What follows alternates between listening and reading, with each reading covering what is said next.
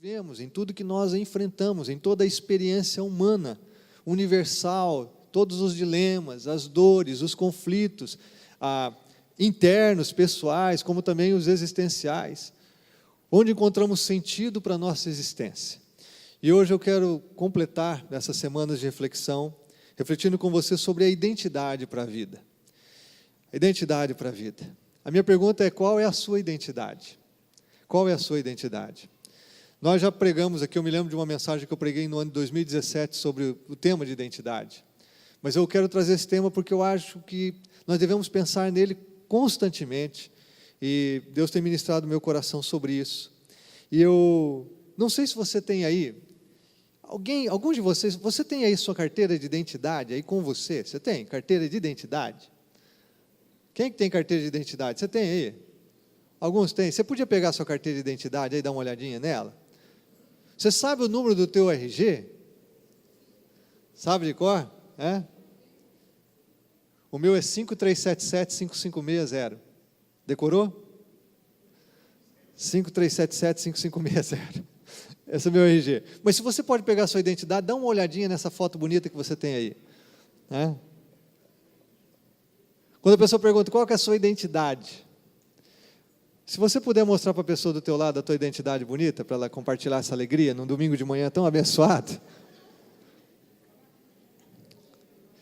Eu esqueci de trazer a minha. E eu esqueci porque eu não carrego mais a minha identidade. Agora eu só uso a carteira de habilitação, que já tem o número de CPF, RG, né? Então eu acabo não carregando mais a identidade. E também porque a foto não ajuda, meus irmãos. Né? Aquela foto que eu tenho na carteira de identidade quando eu tinha 16 anos. Camarada bonito que só, né? Só minha mãe achava isso. Então, eu não carrego mais. Mas eu e você temos um número. E eu quero dizer para você que a identidade sua identidade é mais do que esse número. A sua identidade é mais do que esse pequeno papel contém de informações a seu respeito. Eu sei que tem aí o nome dos seus pais, tem sua data de nascimento, o local do seu nascimento, mas a sua identidade é muito mais do que isso. A identidade que eu me refiro nessa manhã, que eu gostaria que você pensasse comigo, é a identidade da sua essência. Quem você é na sua essência. É aquilo que está no seu coração, no mais profundo do seu ser. É quem realmente você é. Quem você é a despeito dos rótulos que foram colocados sobre você. Quem você é a despeito dos estigmas que talvez tenham sido colocados sobre você. Quem você é a despeito do verniz social ou religioso que todos nós muitas vezes cultivamos, né, e mantemos sobre nós. Quem você é lá dentro. Quem você é realmente quando ninguém está olhando. Quem você é, se nós pudéssemos fazer aí então, né, uma radiografia, o que está realmente na sua essência como pessoa. Quem você é. E eu queria refletir com você sobre a questão de identidade em 3 momentos. Em primeiro, eu não quero falar muito sobre isso, mas é necessário para que isso seja de fundamento para a nossa reflexão. Queria falar sobre a crise de identidade. Eu não preciso falar muito sobre isso, porque nós vivemos numa crise de identidade de amplas dimensões. As ciências sociais, elas trabalham muito com esse tema, porque a crise é generalizada. Viver, né, é estar em crise. Mas um dos aspectos muito profundos hoje, muito profundos, é exatamente sobre a nossa identidade. A questão de identidade é tão importante quanto a questão da vida ou da morte. Né? Porque ela altera ou ela mexe com tudo aquilo que você é e faz. Essa questão de identidade ela é crucial. E nós vivemos num processo hoje muito difícil.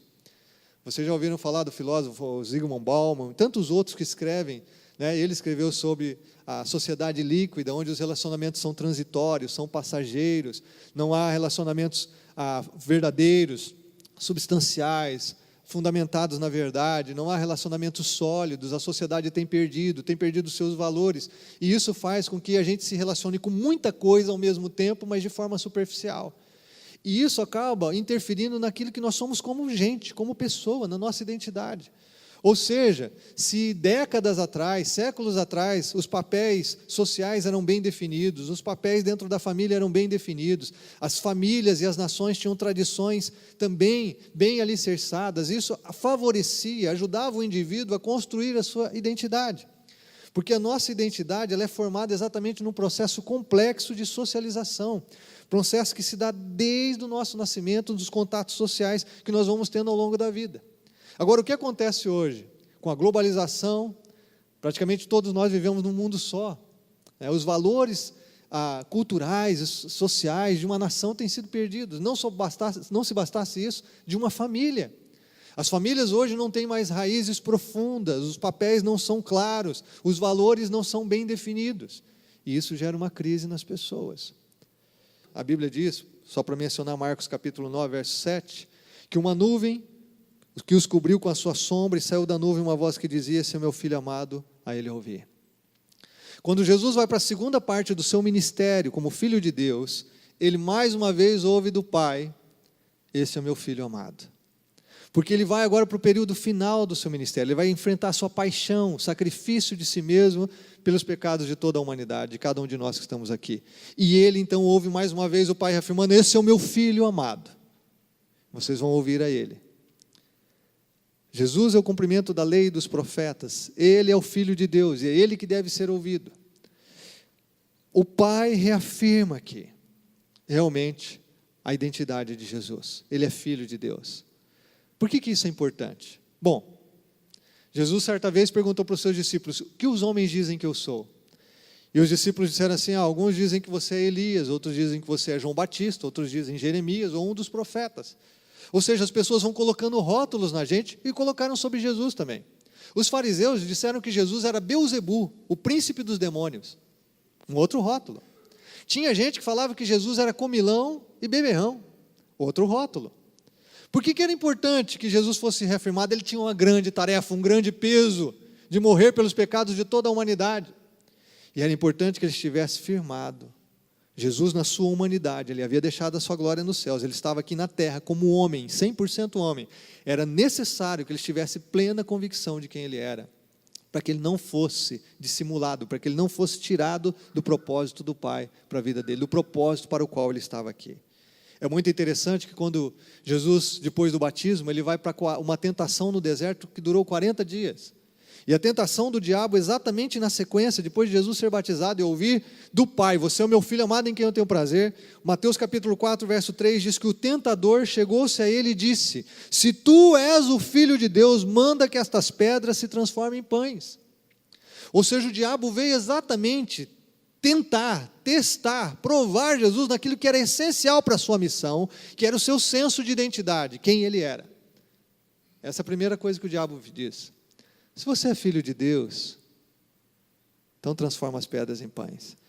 O diabo vem questionando a identidade de Jesus, a filiação de Jesus. O diabo faz a mesma coisa comigo e com você. Ele pode não aparecer para você como apareceu por Jesus, não de forma corpórea, ele não pode dizer palavras audíveis, mas todos os dias a sociedade, pessoas querem imprimir rótulos sobre você, querem questionar se você de fato é filho de Deus. E muitos de nós aqui já ouvimos no nosso coração o diabo dizendo assim: peraí, se você é filho de Deus, por que você está passando por essa luta? Se você é filho de Deus, por que você está enfrentando essa dificuldade? Se você é filho de Deus, por que o teu filho ficou enfermo? Se você é filho de Deus, por que você está desempregado? Porque o diabo, ele quer minar quem você é. Ele quer realmente que você seja uma pessoa fragmentada, porque pessoas fragmentadas na sua identidade não têm substância emocional, não têm firmeza de propósito, como não têm identidade clara, estão suscetíveis a serem manipuladas pela influência da sociedade e das pessoas, e inclusive do próprio diabo. São presas fáceis na vida espiritual. O diabo vem questionar exatamente o que o Pai havia dito: você é meu filho amado. E o diabo vem e diz: se você é filho, então faz isso, prove.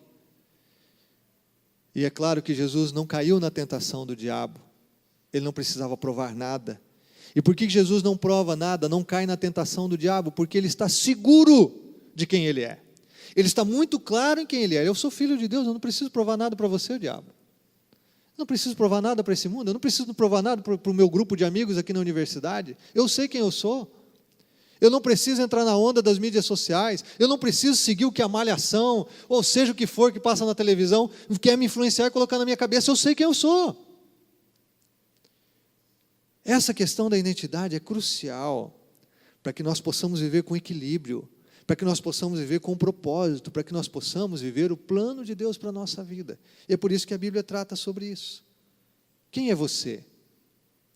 Você sabe quem você é? Qual é a sua identidade? Isso está muito claro e bem firmado dentro de você. Qual é a sua identidade? Segundo momento, eu quero falar da nova identidade. Mencionei aqui sobre a crise. A Bíblia fala que aquele que crê em Jesus passa a ter uma nova identidade. Você recebe um novo DNA. Na sua essência você é mudado. É lá dentro. É no seu coração que você é transformado. É de dentro para fora. Não são rótulos. A religião transforma você de fora para dentro. Você vai se vestir desse jeito, você vai usar o cabelo desse jeito, você vai em determinados lugares, você vai fazer isso e aquilo. Não. O cristianismo transforma as pessoas de dentro para fora. Você recebe um novo DNA, é um novo nascimento, um novo caráter, uma nova índole, novos sonhos, novas aspirações, novas esperanças. É novo dentro de você. Seus relacionamentos podem mudar, os lugares que você frequenta, os hábitos vão mudar, mas não porque ele é imposto por uma religião, mas porque lá dentro do seu coração você foi transformado e agora você sabe o que realmente importa para você. As prioridades são transformadas, são mudadas, agora você tem novos desejos, novas aspirações. É por isso que a vida da gente muda. Quando a gente conhece a Cristo, porque a gente é mudado, transformado de dentro para fora. O apóstolo Paulo resumiu bem, muitos de vocês conhecem esse texto de cor, quando em 2 Coríntios 5,17 ele diz, portanto, se alguém está em Cristo, na pessoa de Cristo, com a fé em Cristo, rendeu o seu coração em Cristo, você está em Cristo, você se entregou a Ele, você realmente crê que Ele é o Filho de Deus, que morreu na cruz do Calvário por seus pecados, que perdoou os seus pecados, que ama você com um amor eterno, infindo, que ninguém mais ama você crê nisso. E se você está em Cristo, você é nova criação, ou nova criatura. As coisas antigas já passaram e surgiram coisas novas. Você é uma nova pessoa, um novo DNA. Você tem uma nova identidade agora. Você não é aquilo que a sociedade rotula, nem a família. Você é agora, acima de tudo, filho de Deus. Quando eu recebi a Cristo, se você já recebeu a Cristo, eu continuo sendo o Carlos Alexandre de Oliveira, com RG 53775560. Eu continuo sendo filho dos meus pais, Alcides e Jussiene, nasci na cidade de Maringá. Tudo bem, isso continua. Mas no coração, agora, eu sou mais do que só isso. Eu sou mais do que as pessoas achavam que eu era. Eu sou mais do que eu mesmo pensava que eu era. Agora eu sou filho de Deus. Eu sou filho de Deus. Uma nova criatura, uma nova vida. E é isso que você é em Cristo. Alguns de nós aqui tivemos histórias tão difíceis, traumatizantes. Você ouviu que você era um fracasso, que você não quer dar nada na vida. Você ouviu coisas terríveis. Quando você vem para Cristo, você sabe quem você é. Você sabe que você não é um fracasso. E talvez você sabe também que você não é um sucesso, como algumas pessoas talvez tentaram você pensar que você fosse. Ou que você enganou seu coração pensando que você fosse. Você sabe que, sobretudo, você é filho de Deus. Filho de Deus. E com base nessa nova identidade, nesse novo DNA de Cristo na sua vida, agora, os outros rótulos, os seus papéis sociais, eles vão estar muito mais definidos, com base naquilo que você é, na sua essência. E isso vai alterar, vai interferir a forma que você interage com esse mundo, vai interferir nas suas escolhas. Por que você faz as escolhas que faz? Por que você toma as decisões que toma? A sua identidade vai definir isso. Eu gosto muito do texto de Paulo aos Gálatas, em que ele diz assim, todos vocês são filhos de Deus, mediante a fé em Cristo Jesus. Como é que nós tornamos filhos de Deus? Mediante a fé em Cristo Jesus. Nós não nos tornamos filhos de Deus porque nascemos nesse mundo. Como meu pai dizia, Deus é pai, não é padrasto. Deus é pai de todo mundo. Não, Deus não é pai de todo mundo. Ele criou todas as pessoas, mas nós só nos tornamos filhos de Deus mediante a fé em Cristo Jesus. É preciso um relacionamento pessoal com Deus, o Pai, através de Jesus Cristo, que nos leva ao Pai, que nos traz realmente a essência de um relacionamento que é transformador como filhos de Deus. E aí Paulo diz, pois os que em Cristo foram batizados, de Cristo se revestiram. Você foi batizado em Cristo, você creu nele, você mergulhou nele, você foi inundado da graça dele, então você se revestiu do próprio Cristo. Gosto de um texto de João que eu quero mencionar, o apóstolo do amor. 1 João capítulo 3, ele diz assim, acompanha comigo a leitura, veja o que João diz, ele diz, vejam como é grande o amor que o Pai nos concedeu, que fôssemos chamados filhos de Deus, o que de fato somos, por isso o mundo não nos conhece, porque não o conheceu. Para pensar nessa frase, o mundo não vai entender sua fé, o mundo não vai entender seu equilíbrio, o mundo não vai entender seus valores, o mundo não vai entender, porque não conhece o Pai.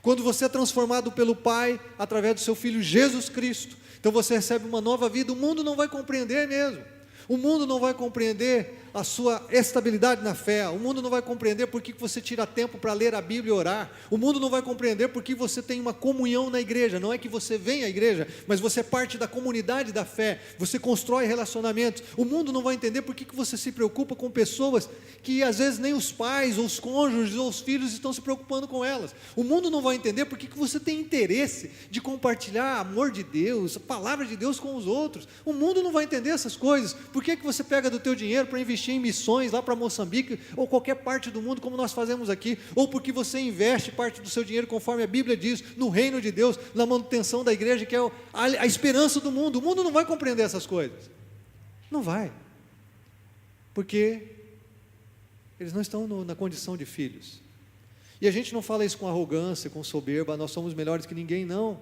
nós somos miseráveis pecadores, não somos melhores que ninguém, o que nos faz filhos de Deus é Cristo, foi Cristo que nos tornou filhos de Deus, nós não merecemos nada, nós também andávamos errantes na nossa ignorância, com a nossa identidade fragmentada, nós andávamos seguindo realmente os instintos do nosso coração, andávamos seguindo o curso deste mundo, da sociedade, mas em Cristo Deus nos alcançou e nos deu uma nova identidade.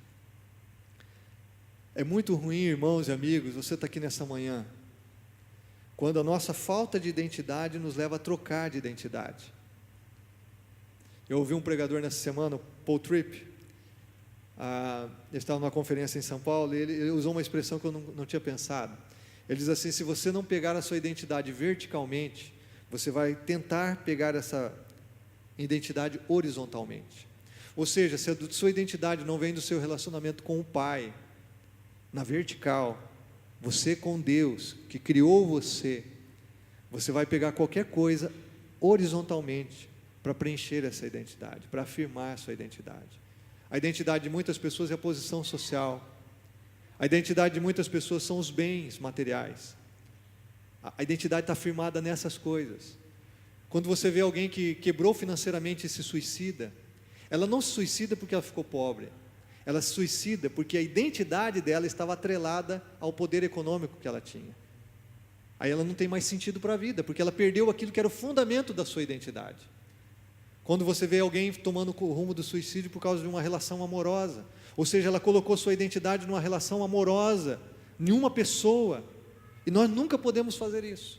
Quando a sua identidade está verticalmente em Deus, você pode perder bem, você pode perder emprego, você pode perder qualquer coisa na vida, inclusive família, cônjuge, filhos, nós podemos perder qualquer coisa na vida. Se a nossa identidade está vertical, na presença de Deus, nós podemos perder qualquer coisa na vida, sem perdermos o rumo. Vamos chorar, vamos nos entristecer, vamos sofrer sim, mas sem perdermos o rumo e o sentido da vida. Agora, se a sua identidade está na horizontal, nas coisas deste mundo, quando você as perde, você também não consegue mais ver propósito de vida. É como se você perdesse tudo, porque aquilo é que está atrelado à sua identidade, quem você é, e você não consegue mais conviver com você mesmo sem aquilo. É muito interessante que a Bíblia diga, nós somos de fato filhos de Deus em Cristo. Oh, quão grande é o amor de Deus, é o que João diz aqui. Veja como é grande o amor que o Pai nos considerou, nos concedeu. Somos chamados filhos, o que de fato somos. Mas a gente fica pensando, quantos cristãos hoje têm um estado de amnésia? Quantos de nós que já rendemos o coração a Jesus, experimentamos uma nova vida em Cristo, fomos perdoados dos nossos pecados, recebemos esse novo coração, adoramos a Deus, quantos de nós temos nos esquecido? E porque temos nos esquecido da nossa identidade, temos atrelado outras coisas não necessárias, que são fardos, que são pesos, que nos sobrecarregam, que nos cansam, como objetos da nossa identidade. Temos nos afirmado em outras coisas. Temos nos desviado daquilo que é a nossa essência. Temos esquecido quem somos. Temos sido novamente influenciados pela sociedade, pela cultura, pela religiosidade, pelos enganos do nosso próprio coração. E aí nós nos atrelamos a outras coisas que não deveriam estabelecer a nossa identidade. Outras coisas passam a ser importantes. Você sabe, tem gente que tem crise hoje. Se ele postou uma foto e não teve pelo menos 100 curtidas lá no Instagram ou no Facebook, entra em depressão. Aquela semana acabou, né? Postei uma foto tão bonita, eu fiz aquela pose na frente do espelho, com a sobrancelha erguida, mas não rolou. Por quê? Porque muitas vezes nós estamos atrelando a nossa identidade. Puxa, se eu não conseguir tirar aquele carro, quer dizer, eu não durmo, eu não vivo, eu não como.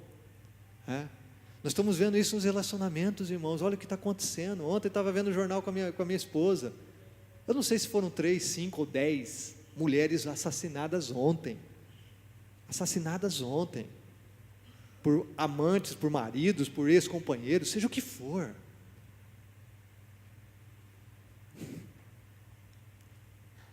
Nossa sociedade está doente. Doente. O que é cura para essa sociedade? Eu sei que há vários contextos, vários fatores, mas eu posso dizer para você que se as pessoas tivessem a sua identidade em Cristo, firmada naquilo que é eterno e não nesse mundo, não em coisas passageiras que morrem nessa vida, que terminam nessa vida, mas naquilo que é eterno, que é âncora da alma, que é fundamento debaixo dos pés, muitas das desgraças que nós estamos vendo acontecer não aconteceriam, irmãos. Elas não aconteceriam. Não aconteceriam. O que eu acho lindo na Bíblia é que Deus preza tanto a nossa identidade, que a Bíblia diz em Romanos 8,16, que o Espírito Santo, ele testifica com o nosso espírito, ele testemunha com o nosso, que somos filhos de Deus. Ele te dá garantia, ele te dá certeza que você é filho de Deus. Ele não deixa você na dúvida. Será que eu sou ou não sou? Eu creio em Jesus, mas será que eu nasci de novo ou não? Será que eu sou cidadão do reino dos céus ou não? Não, o Espírito de Deus dentro de você, ele testemunha com o seu, de que você é filho de Deus. E Paulo diz então, se somos filhos, então somos herdeiros, herdeiros de Deus e co-herdeiros com Cristo. Vamos herdar tudo que realmente foi conquistado por Cristo na cruz do Calvário.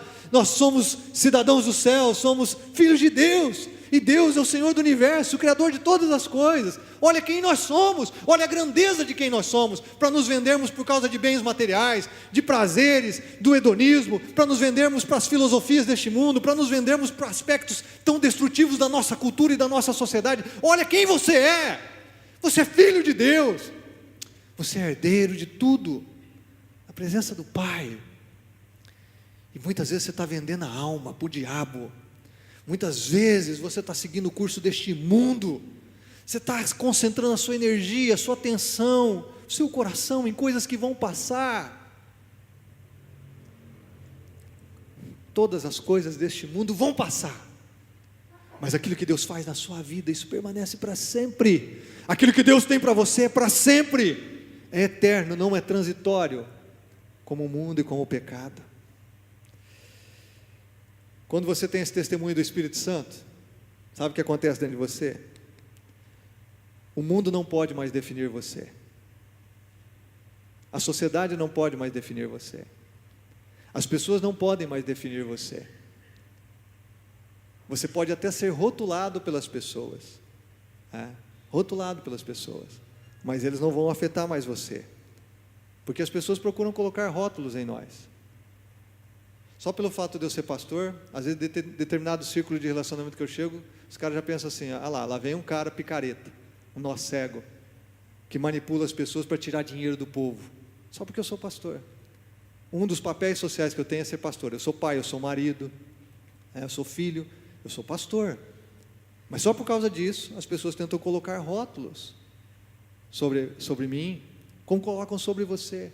Agora, quando a sua identidade é clara em quem você é, em Cristo, eu sei que eu não sou isso. Eu não sou isso. As pessoas podem pensar isso.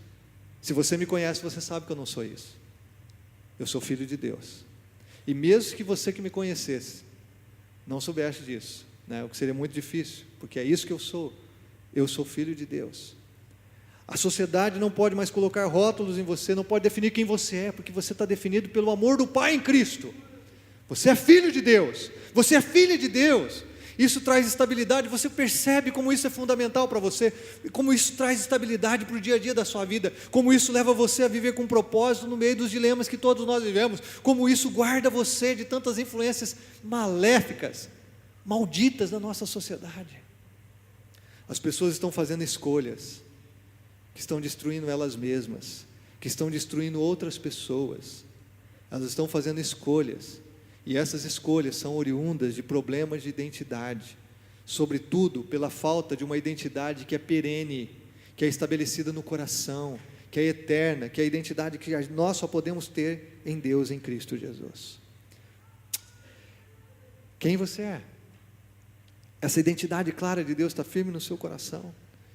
E último momento eu quero destacar o seguinte: a graça e a nossa identidade em Cristo. Graça de Deus é Deus nos dar aquilo que nós jamais merecemos, ou mereceríamos, ou que jamais poderíamos trabalhar, conquistar por isso. A Bíblia diz que a nossa nova identidade em Cristo é pela graça. A salvação é somente pela graça. No curso de Verdades Básicas nós memorizamos o texto de Efésios 2, 8 e 9, que diz: pela graça vocês são salvos, né? Por meio da fé, e isso não vem de vocês, é dom de Deus, não de obras, para que ninguém se glorie, ninguém se exalte. Nós somos salvos pela graça. E eu conectei esse texto com o que Paulo diz em Romanos 11, 6. E se é pela graça, já não é mais pelas obras. Se fosse a graça, já não seria graça. Ou seja, nós somos salvos por Cristo pela graça. E uma das coisas mais terríveis que aflige a igreja de Jesus, o cristianismo, é que nós continuamos pensando que nós merecemos a salvação. Nós continuamos pensando. Às vezes eu converso com cristãos e as pessoas, mas qual é o maior mandamento? O maior mandamento é amar a Deus e as pessoas como a si mesmo. Não, mas só amar a Deus? E se você não guardar isso? E se você não fizer aquilo? Como é que você é salvo? Nós somos salvos pela graça. E a graça nos capacita a amar a Deus e as pessoas. E isso vai influenciar o nosso comportamento, quem nós somos, aquilo que nós fazemos. Mas preste atenção em algo aqui. Preste atenção. Essa semana eu conversava com alguém, uma pessoa cristã, que disse assim: alguém me perguntou se eu tenho certeza que eu vou para o céu. E eu disse assim: como que eu vou ter certeza? Ninguém pode ter certeza. Nós somos falhos, mas eu estou me esforçando para chegar lá. Eu fico impressionado de ouvir isso de alguém que conhece o Evangelho. A nossa religiosidade nos leva a pensar que a gente trabalha, que a gente vai merecer. Nenhum de nós aqui, nenhum ser humano que viveu sobre a face da terra, nem Davi, nem Abraão, nem Moisés, nem Elias, ninguém, nem o apóstolo Paulo, Pedro, João, ninguém que viveu na face da terra merece a salvação, é digno da salvação. Ninguém. O autor Max Lucado diz que é como se você quisesse alcançar a lua. Você pode esforçar, alguns pulam 1 metro, outros 2, alguém pode pular até 3 metros, mas nunca vai alcançar a lua. Por esforço próprio, por mérito, por autojustiça, ninguém alcança a condição de filho de Deus. É graça, é somente graça. E aí quando alguém diz assim: ninguém pode ter certeza que vai para o céu. Esse é um ensinamento errado, irmãos. Se você nasceu de novo e o Espírito de Deus testifica que você é filho de Deus, você tem plena convicção de que você vai para o céu. Mas eu não mereço, eu sei que eu pequei essa semana, eu pequei hoje ainda, hoje mesmo. Você vai para o céu pela graça, não é porque você merece. Você vai para o céu não é porque você não peca, você vai para o céu por causa da graça, e onde abundou o pecado, superabundou a graça. Eu sei que no pensamento de alguns de nós diz assim: mas então quer dizer que eu posso pecar à vontade, eu posso fazer? Esse é o pensamento religioso humano. Foi o que fizeram pergunta para Paulo, lá na igreja de Roma. Ele escreve em Romanos capítulo 6, claro que não. Quem foi salvo pela graça vai viver por ela. Você foi salvo pela graça, você vai estar no céu pela graça. Quando nós chegarmos lá, e se alguém perguntar: como é que você chegou aqui? Você só pode dizer aquilo que aquela canção diz: eu cheguei aqui pela graça. Então, somente pela graça de Deus. E por que isso está atrelado à nossa identidade? É porque mesmo como cristãos, às vezes nós achamos que somos filhos de Deus por mérito. É por isso que às vezes julgamos as outras pessoas que não parecem tão cristãs como a gente, ou que não parecem ter os mesmos valores, ou que não parecem se esforçar tanto no compromisso com Jesus como a gente se esforça. Nós somos salvos pela graça. E eu quero terminar com um exemplo, 2 exemplos aliás. Um é o jovem rico que chegou para Jesus e diz assim: Bom, mestre, como que eu faço para herdar a vida eterna? Ele chega para Jesus em termos do que ele pode trabalhar, o que ele pode conquistar, o que ele poderia se esforçar para conseguir a vida eterna. E Jesus não dá essa receita de bolo para ele. Jesus diz: você tem que entregar todo o seu coração, deixa aquilo que é Deus na sua vida, rende o seu coração, vem me seguir, vamos andar junto. Porque não é por aquilo que você vai trabalhar, não é a tua religiosidade, não é o teu esforço que vai fazer você herdar a vida eterna. Agora, um exemplo que para mim é marcante é o apóstolo Pedro. Porque Pedro, quando ele ouve de Jesus, que Jesus ia morrer na cruz e que todos iriam abandonar Jesus, ele olha para Jesus e diz assim: todo mundo pode te abandonar, mas eu não vou te abandonar. Eu jamais faria isso, eu morreria por você. E Jesus vira para ele e diz assim: 3 vezes você vai me negar antes que o galo cante. E é isso que acontece naquela noite. Pedro nega a ponto de blasfemar, ele nega Jesus a ponto de blasfemar. E a pergunta é: por que Pedro faz isso?